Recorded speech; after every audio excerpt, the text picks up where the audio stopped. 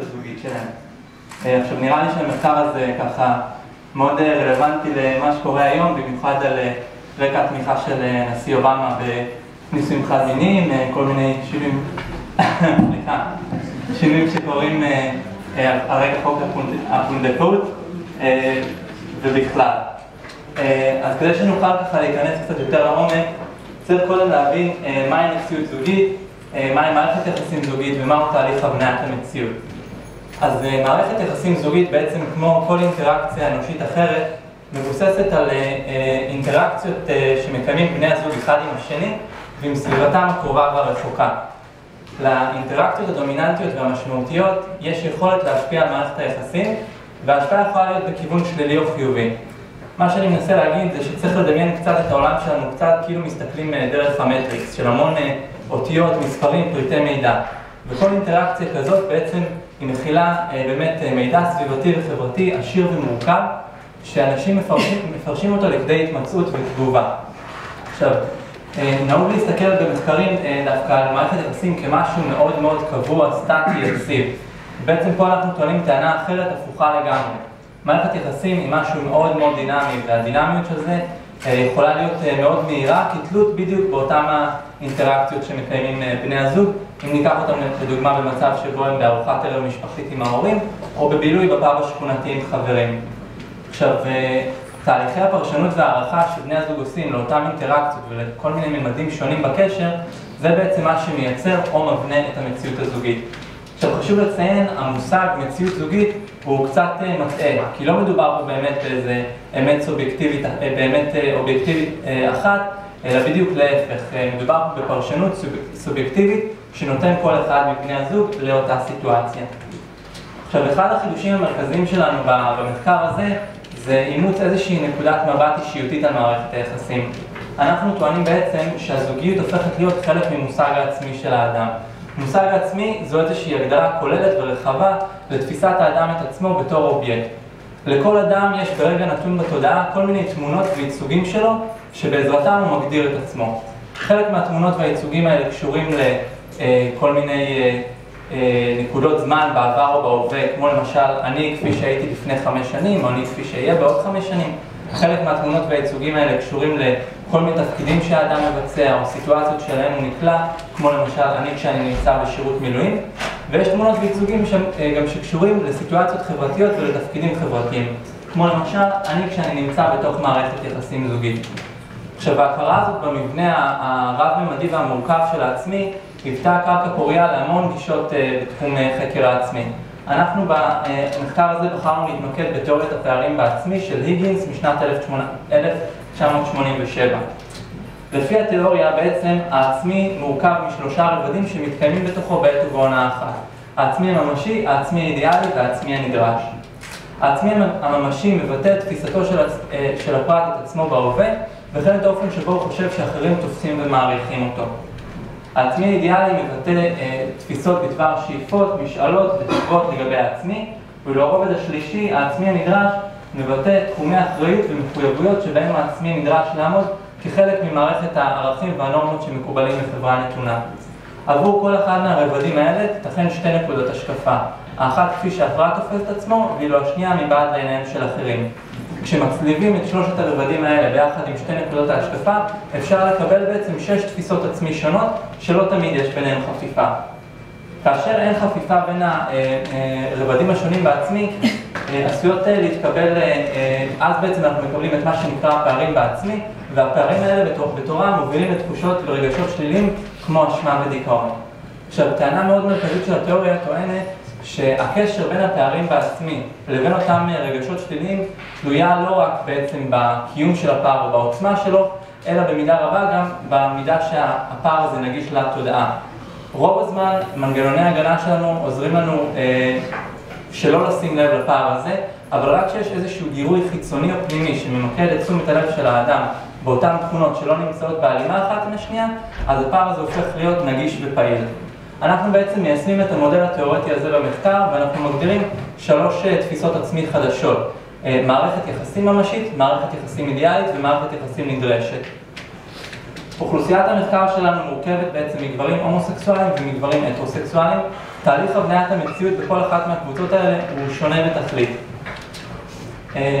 דמיאן בשנת 1994 טען שניתן לראות במקרים רבים של זוגיות הומוסקסואלית מעין ניפוץ של ערכים ונורמות שמקובלים בזוגיות הטרוסקסואלית. למשל המונוגמיה. את מקומה תופסים חופש מיני, מתירנות ופתיחות בקרב גברים הומוסקסואליים, ונמצא גם שיש שוני מאוד גדול באופן שבו גברים הומוסקסואליים והטרוסקסואליים תופסים ומגדירים מונוגמיה. בעוד שגברים הטרוסקסואליים מגדירים מונוגמיה כבלעדיות ומחויבות מינית, גברים הומוסקסואליים מגדירים אותה קודם כל כמחויבות ונאמנות רגשית. הבדל נוסף מצוין על ידי בויד ב-1995, שעבור גברים הומוסקסואליים שמשוללים את הזכות למסד את הקשר שלהם באופן חוקי, בעצם נוצר מצב שבו אין חוקים ואין מגבלות לגבי התהליכי אובייקטיביזציה, החופש המיני והמתירנות. פלויד בשנת 2000 טוען שגברים הומוסקסואליים עוברים במהלך חייהם תהליכי סוציאליזציה בחברה הטרוסקסואלית ובתרבות הטרופטריארכלית, או בעברית, המודלים שקיימים עבור גברים הומוסקסואליים הם אותם מודלים של זכר ונקבה, ואנחנו יכולים לראות את זה כבר מגיל צעיר בסיפורי האגדות של הנסיך והנסיכה, אחר כך במודל המשפחתי של אבא ואמא.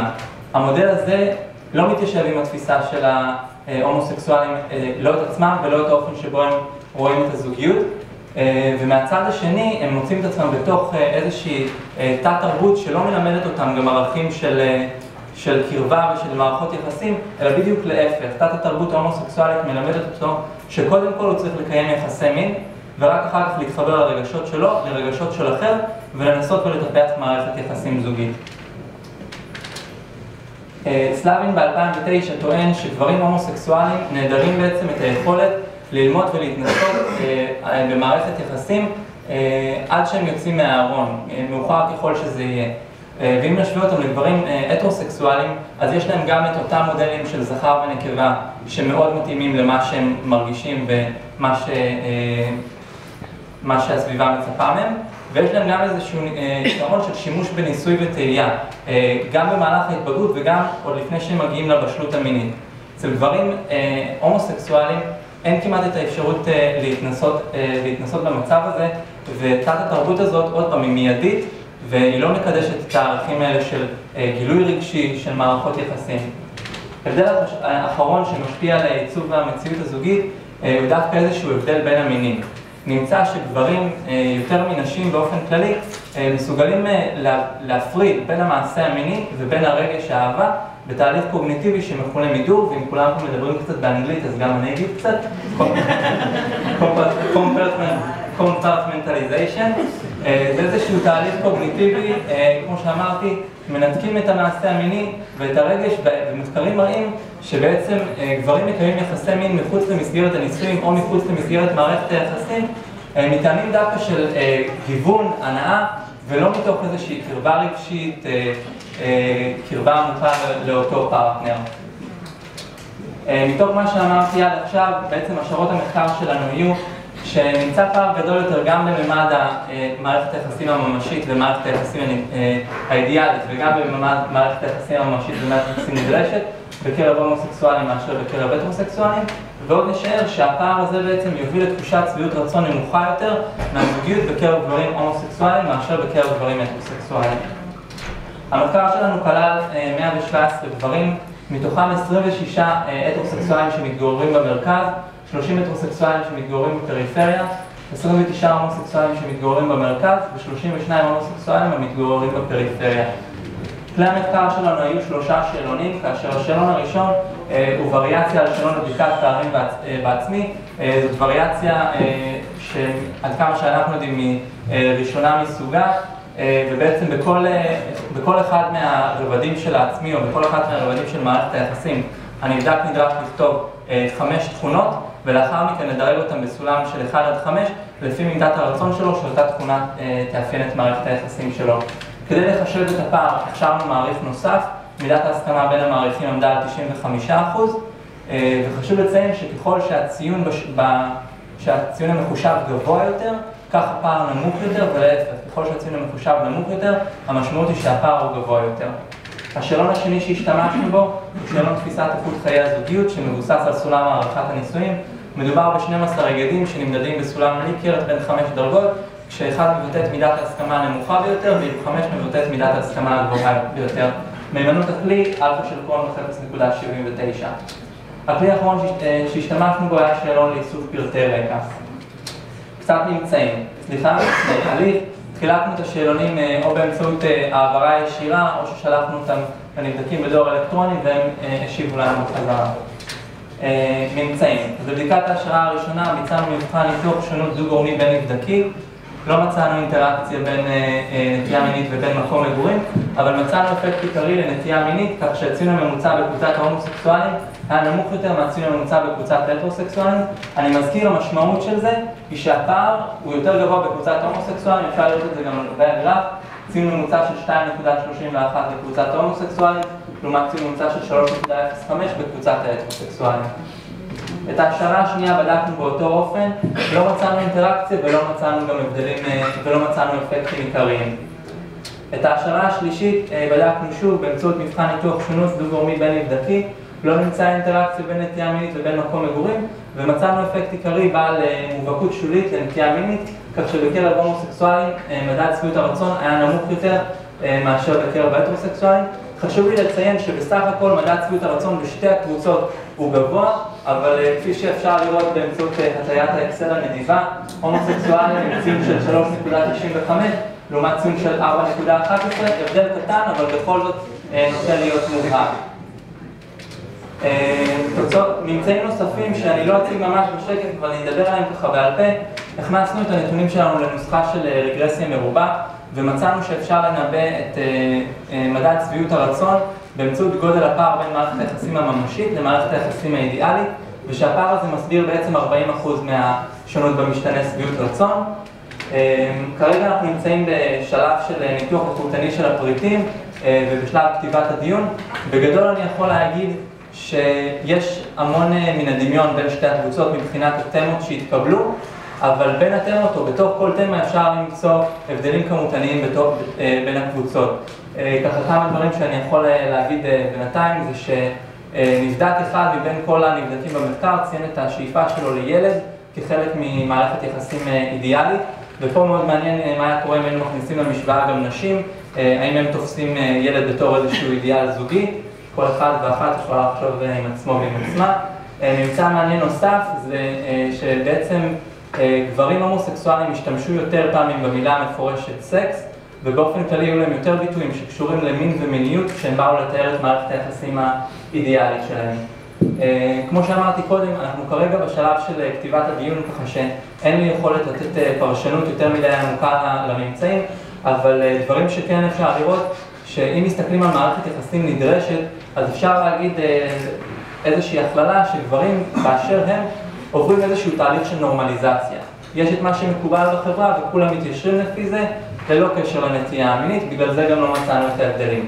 אבל כשאנחנו באים ומסתכלים על מערכת יחסים אידיאלית, כלומר, כל קבוצה ומה היא שואפת ואיך היא תופסת את הזוגיות שלה במצב האידיאלי, אז פה באמת אנחנו מגלים את ההבדלים האמיתיים והעמוקים. מתוך הפערים האלה אנחנו בעצם מגיעים להבנה מאוד מאוד חשובה שנדרשים לנו גם אנשי תיאוריה, גם אנשי מחקר, ולצד זה גם אנשי טיפול ופרקטיקה שהמומחיות שלהם תהיה מערכת יחסים הומוסקסואלית, שהם ידעו לעמוד על השלבים שיש בבנייה של מערכת יחסים שכזאת, המורכבויות שהיא מכילה, ועל האתגרים שבהם נאלצים להתמודד בני זוג בתוך מערכת יחסים שכזאת. אני מקווה בקרוב לסיים את כתיבת העבודה, לדווח על שאר הממצאים ולתת להם פרשנות יותר עמוקה, ומקווה שכולם יוכלו לקרוא את זה באיזשהו כתב עת מעניין.